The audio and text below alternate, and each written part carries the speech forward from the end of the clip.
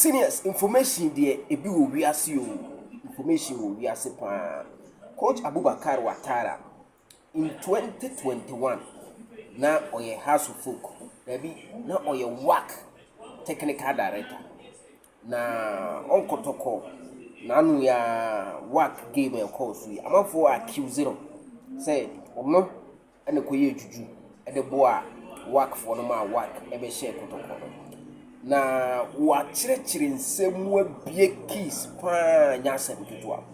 keys a wa bie no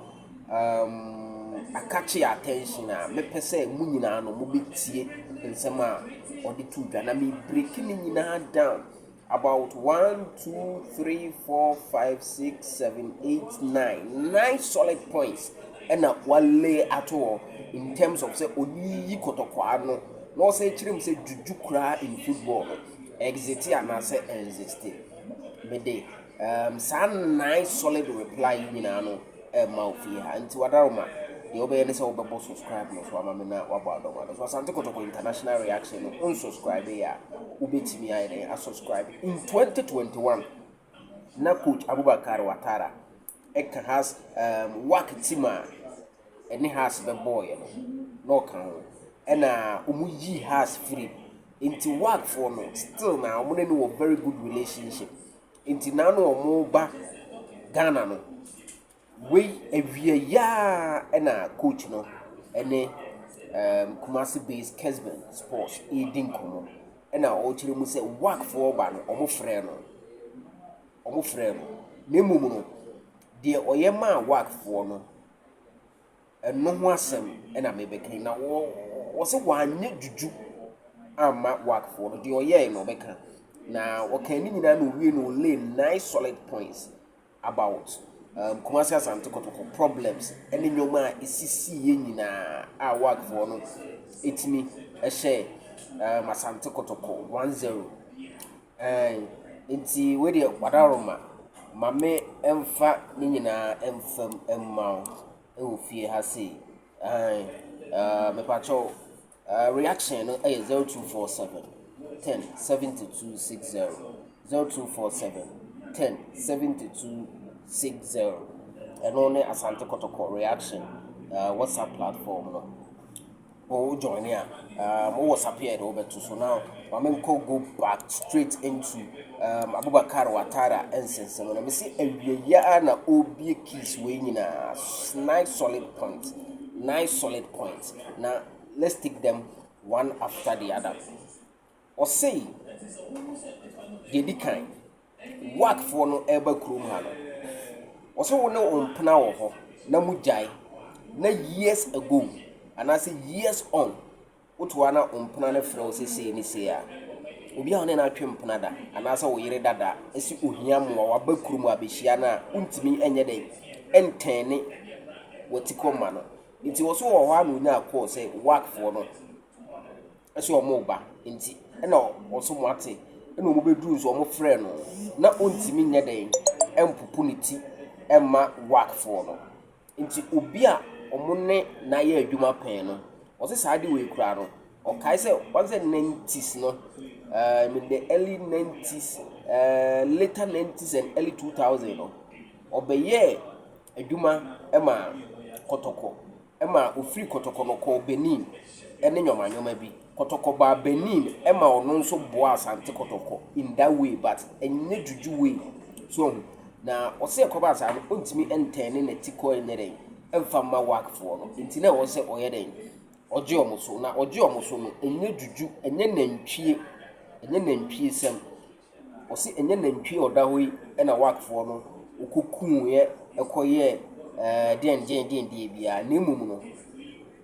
de oyeye no e na okache omo say oba Ghana de a e moving peak hotel omo pe bia mbeda amama suma dwuma de o recommend ya ye bia ombeda e na oche omo say mokoda ha na ebeboa mo nti hotel no e na oyeye den no o try ya na recommend hotel ma omo o say in terms of Juju na ntwie sem no wanku na ntwie wa ma work for na nkuku na ntwie anhye baby ya nemum no ono sa nka onim Juju in football a oso ono Abubakar Outtarra no. Now we are on an has for main coach. Kotoko ne ball for about 5 or 4 times. It could be 6 grab. Na untimi she Kotoko ba akokra. The best in about 5 games with Asante Kotoko na we are ugumbunta no. And ayi kusura be kan ho, Sadiki be kan ho kra still.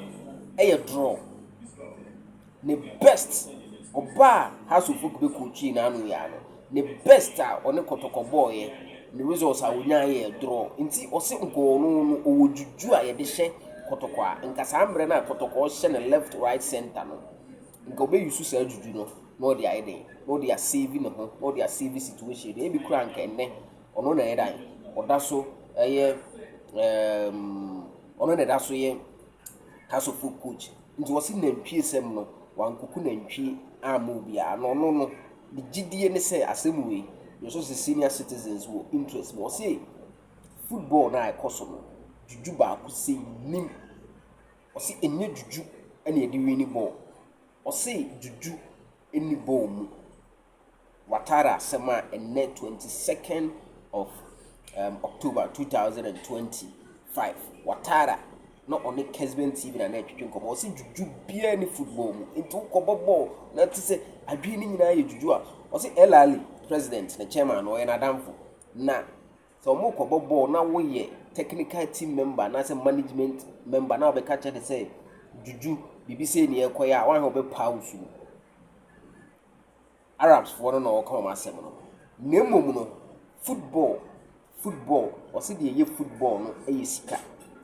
o say football is money the second point no the first point no say ono ni Juju nko Juju a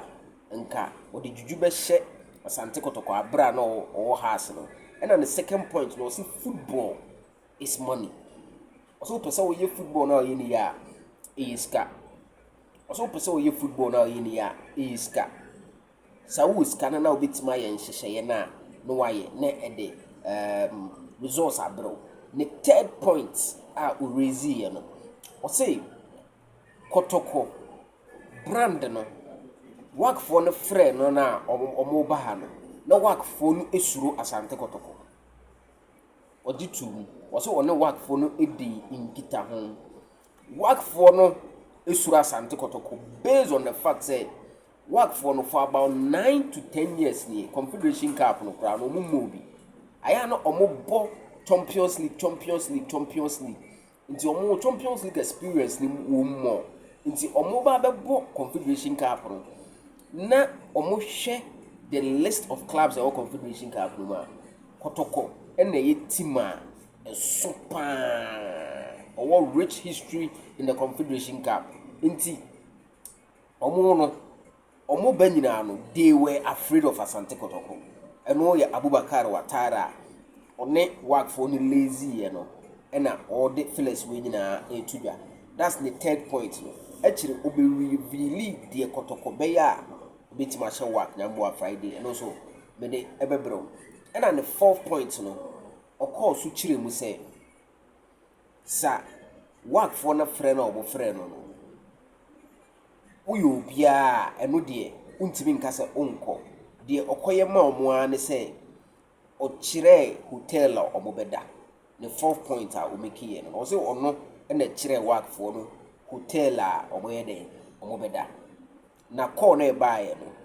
no ono tama o call Benin ekoye aduma ema Benin football club baako satam no coach Kotoko pen Kotoko for ba Benin no oboa Kotoko for but enye Juju sem so on the adena no eno ne the fourth point and then the fifth point raise and say work for no football is scientific football is scientific also work for no analyzing Kotoko players ni nyina enu ta ya meka opposition scout asem no bia buza say Kotoko ye opposition scout also wunya scout omo players recruitment scout amount now so wunya opposition scout meaning so one dey mention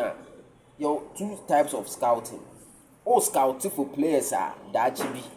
on beba bo club no be sign on potential players you want to sign and yes our scouter you scout on players are only on mobile ball and we friend opposition scout nti sa only has na bebo a no akotena say has keeper na Benjamin Asare na Benjamin Asare the weakness ni ne hwan ni so has for striker be your friend Hamza Isa no the strength ni the weakness ni aha of fall short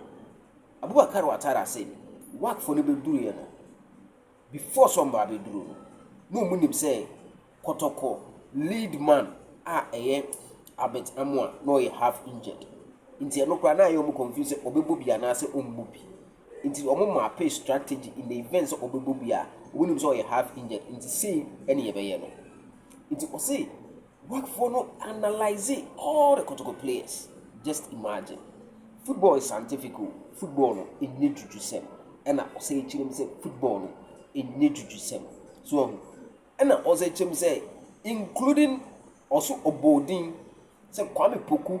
another top striker of Asante Kotoko, work for the catcher and say onya available into only omo the free picture. Into omunim say Kotoko era game no they are coming with one striker. Omo ye analysis no ehu side no 6 points make ye no Kwame Poku dey say Kwame Poku will not be in the game according to work for. And omo analyzes our situation ni na. And of course we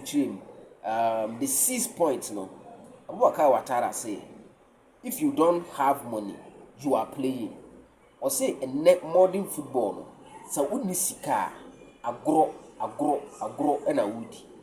so woni sika would be football no in terms of who compete at the highest level agro and a woody you are not serious who make say woni sika wonso adwi nyina koye yenko yesi sika kakra wo no adenta umfa invest into the players we Abubakar Outtarra asem no oka enyem na meka the 6 pointer obeki ye no ana say the 7 pointer obeki ye no ana o chem say we no unlimited to Asante Kotoko nko a nemu no Ghana football ankasa no if you don't have money and as African football no, if you want to compete and compete well you need to have financial muscle now no the amount asem na ya reho ne say wonton quality wonso de wo effort dina kwhye yenkuyese nti ono no o say odo here say juju pa so lead work for the say juju na no gate no mamo mfa ha na mo fa ha mo beje tire no o say onim hwe fa ho o say onim hwe fa eno no ho ono no based on football the modern way of analysis no and work for no den e de baaye and on be share Kotoko and of course so e chire mu now this last 2 points no and o chire mama Kotoko say Kotoko for e kwan mienu am betima fa so a hye work no enie odi kan identify Kotoko say one of Kotoko biggest problem the fact say there are so many people around the Kotoko team. Or say there are so many people. There's the operations, there's a technical team, there's a supporters leaders, more management. But nipa bebre no wesi way into one cry team no focus. At the end of the day, waiting am ha. Akobasa na untimi nya sound mind for the team to prepare for a big game. Or say Kotoko problem kese ba ko pa ono in the game of course we realize we mo ba kra no de ohu ye no. There are so many people awana Asante Kotoko team no. Ohu say eno e di Kotoko nya pa asemu na na pinkra. Sa video we epie phone so awadaroma no ahwe ne address ni because asema Outtarra eken enye Juju enokre Kotoko team ne nipa bebre around it and central for supporters leaders so called operation for management no so we say hwan rep hwan nipa bebre adecha we see amfanfa and so the most important thing near Lucy focus. So why not focus no na attention here divided bebre in set games you may lose so and all identify side problems you or no problem who about Kotoko no was say apart from that Kotoko performance no enye bad sa ye problem we na nyoma or list ye sa Kotoko betima ye bia Kotoko will get there and can beat work and so on. Now okoso chire mu say the last point or say first leg no or realize we a technical aspect of the game. The last point or raise here you busan say a kwan ben so na Kotoko ebe fa so qualify in the next leg and o chem say in the first leg no playing home no one say Kotoko decided say obebo one top na Kotoko boy which was Albert Amwa the only striker meanwhile also ubo home na open more goals into obi a ubo home na open more goals no kobo one top say obi beka say Kwame Poku apra Albert no kwa na Albert no already or you have fit into Outtarra say in the first leg Kotoko should have placed in more attackers. Your game should have been more attacking minded. And no game near more attacking minded. Not Kotoko press you right, but then the strikers on the field no they half. They in one because Abetamwa was injured. And Abetamwa was injured no Obama have output. Meanwhile you have the opportunity to at least don't you know enti I didn't say on risky.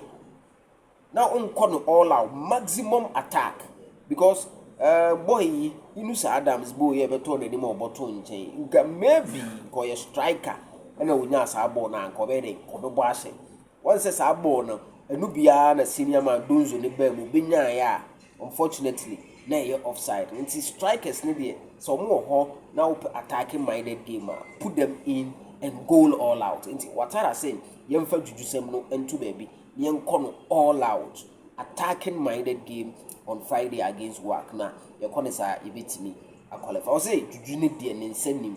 no no on Juju ndi ko Juju dia nka odi Juju ebe hye Kotoko abra no ha so